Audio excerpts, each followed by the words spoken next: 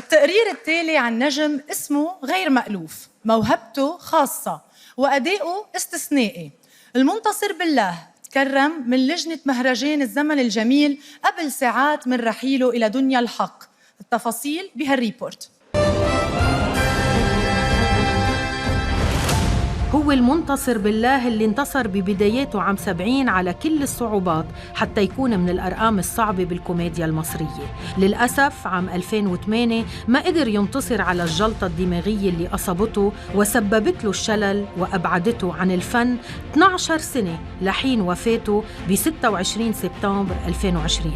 ولكن حظنا كبير مثل العادة قدرنا ندخل إلى المستشفى قبل ساعات من وفاته مع درع التقدير والحب والشكر من مهرجان الزمن الجميل. شكرا للزمن الجميل، شكرا للناس، بحبكم، شكرا. المنتصر بالله. عايز توصل تبقى الأول، خليك كده على طول واتأمر. يا جماعة أنا لا قتلت ولا سرقت ولا زورت، لا هربت هيروين ولا حشيش. أنا ما خالفتش ضميري ولا لحظة.